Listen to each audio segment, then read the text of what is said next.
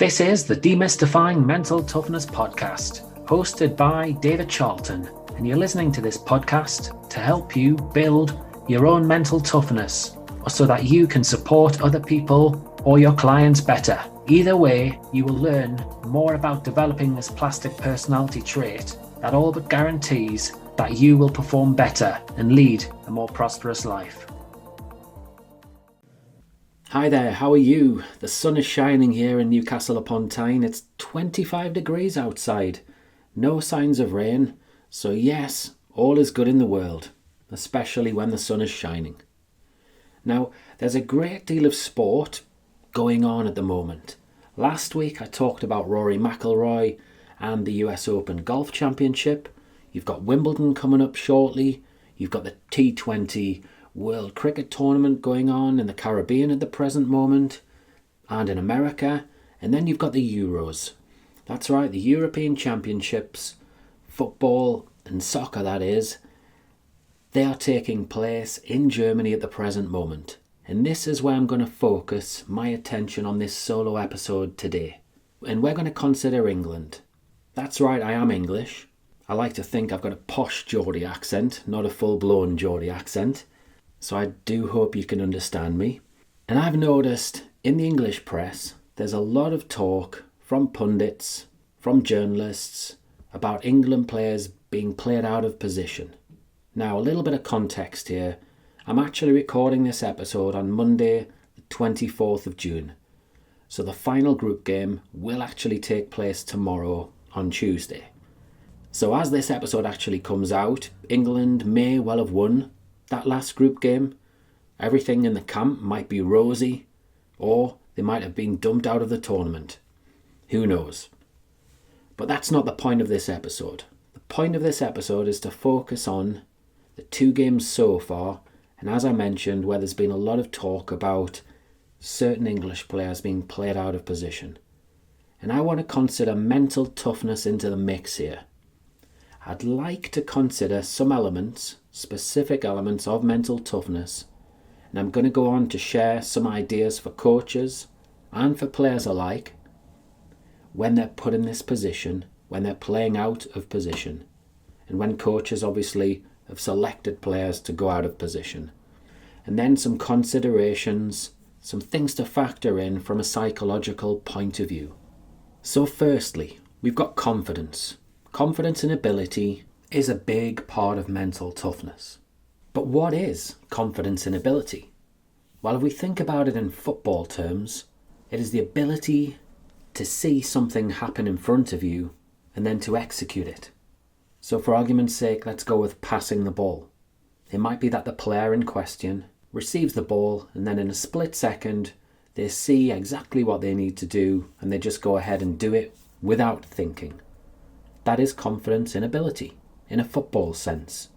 So obviously at international level, you would like to think that the different aspects to a role, if we're going to be thrust into certain situations, that these international players are confident in their ability and can see and they can feel how they should go about their role.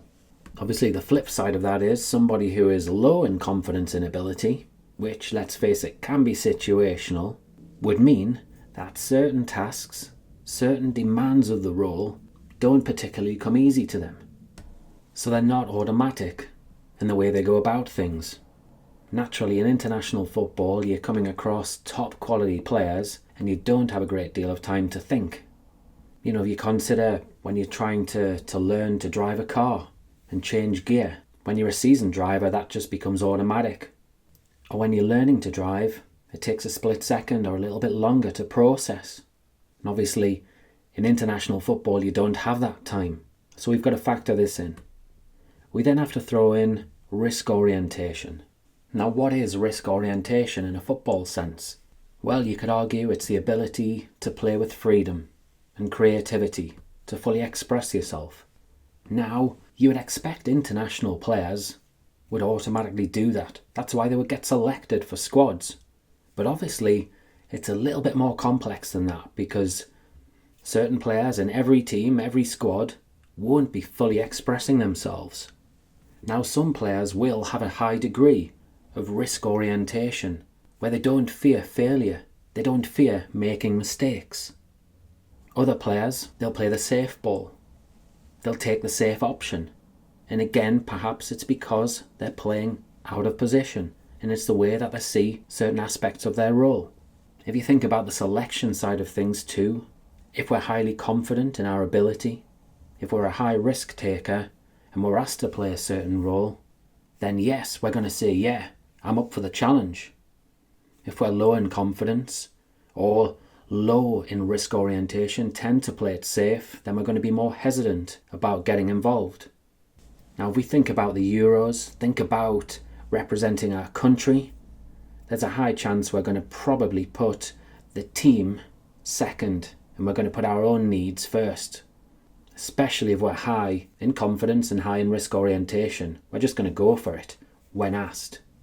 You know, if we're desperate to play in these games, then this is what is going to happen. It's similar to the player who perhaps gets the opportunity to play a cup final, but they know they've got a niggling injury in the background, but they really want to play that cup final. They can put their needs first before the team. And another piece of the jigsaw when it comes down to mental toughness is emotional control. It might be that the player is fantastic at hiding their feelings. They're not the best communicator in that respect. So they possess great emotional control, which I'm sure you would agree can be a really good skill as an athlete. To be able to focus in pressurized situations, not to get wound up or intimidated by opponents. But some players who are great at this can be very, very difficult to read for coaches, which then gets us on to the final piece of the mental toughness jigsaw here, where I talk about interpersonal confidence. So that ability to persuade others, the ability to speak up in front of the group, the ability to communicate clearly with the coach or coaching team. So the player who is high in interpersonal confidence will happily chat to the coaching team, potentially about the role, the responsibilities, any questions, they're going to ask questions, whereas the person who's got lower interpersonal confidence will just hold back and maybe not show their true feelings, especially, as I mentioned, if they're high in emotional control too.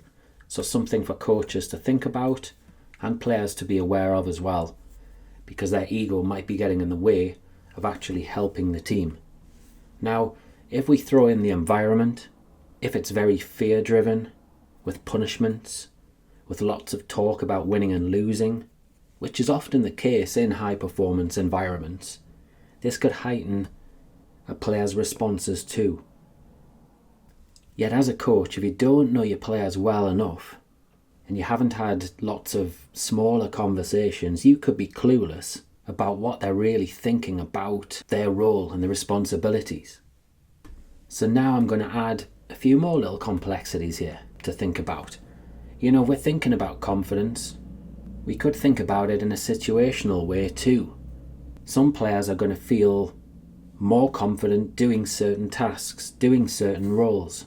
So, you know, if we think about the central midfield player, who's a great passer of the ball, much like Trent Alexander-Arnold, who has been questioned, they're going to feel more comfortable with the ball at their feet, being creative.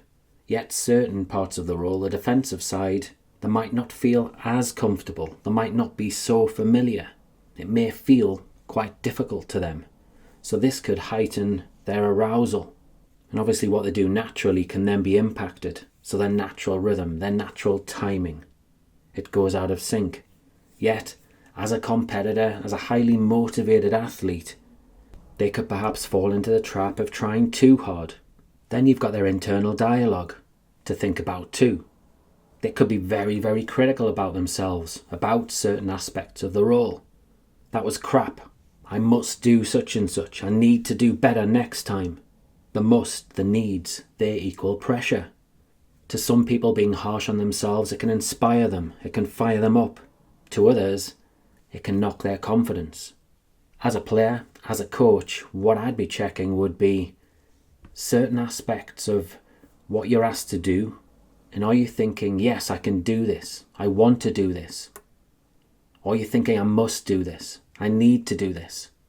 I enjoy doing this. I find it easy to do this task. These are great things you can ask yourself, as I say, as a player, or coaches can ask players too, their feelings around this. Then you're going to work out which part of the role they're going to struggle in. And then I'm going to throw in judgment mode.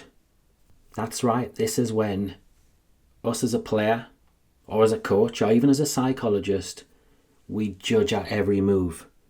Our every pass, our every touch on the pitch is viewed as great, or it's viewed as crap, which naturally is pretty harsh there and is going to affect our confidence. So again, a word of advice there for coaches playing players out of position: make sure that they know their role inside out. If they're quiet, question them some more.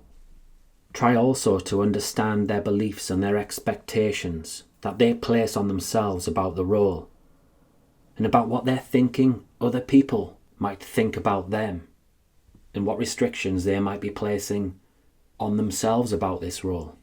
Where do their expectations help them? Where do their expectations hinder them? Where are they mind reading others, be that teammates, be that opponents, be that you as a coach, and where it can impact their performance. Make a note when you see their confidence and their freedom to express themselves get impacted. Where does it take a knock? Understand that. So many players, they react positively or negatively to events as they arise on the pitch. So in other words, how they warm up, that can influence their performance. How they start a game, their first touch, or their immediate performance as a whole. This then has a big bearing on how they go on to perform. Yet these things are out of their control. That is their performance. Their attitude to the warm-up, their attitude to the start of the game, their attitude to their immediate performance is within their control. So whether they're focused and determined, positive and aggressive, that's their choice. So I'd encourage you to make sure you or your players are aware about this, and that you as a coach communicate this in training, communicate this on the touchline and matches. Okay then, to sum things up, it's pretty complex, this playing out of position malarkey, if you like. It's not just about getting on the training pitch, or getting into match situations, playing in games, or playing in 2 games, as Phil Foden, Trent Alexander-Arnold and Kieran Trippier have done. Those players, well, they will have had different experiences of playing in different roles. But also, as I've alluded to, it can be pretty complex. The mind can have a big influence on how we perform. In mental toughness terms, I've touched on 4 areas. We've got confidence and ability, we've got risk orientation, emotional control, as well as interpersonal confidence, which can play a part in whether players are going to play out of position and do their jobs well and express themselves, or whether they're going to underperform. And then you've got a host of other factors into the mix too, which I don't have time to talk about on this podcast episode. I sincerely hope that you've enjoyed it and you've got some value from this. Please do get in touch, let me know your thoughts on this episode and on the podcast as a whole. And I'd love to know your thoughts too on why England potentially underperformed in those 2 games. Or did they actually underperform? As I mentioned, the 3 Lions, well, the 3rd game is on Tuesday the 25th of June. This was recorded on Monday the 24th. So I wish the England players and the camp well. I hope they do the job. Until next week and more ramblings, take care. If you enjoyed this episode of the Demystifying Mental Toughness podcast with David Charlton, do check out my website, sport-excellence.co.uk, and my online sport psychology resources. The Sport-Excellence website has essential resources for anyone looking to build their own mental toughness or the mental toughness of their athletes or teams, or if you want to achieve peak performance more often or optimal functioning. The Sport Excellence website has everything you need to keep moving forward and thrive. So go on, head over to sport-excellence.co.uk to find out more.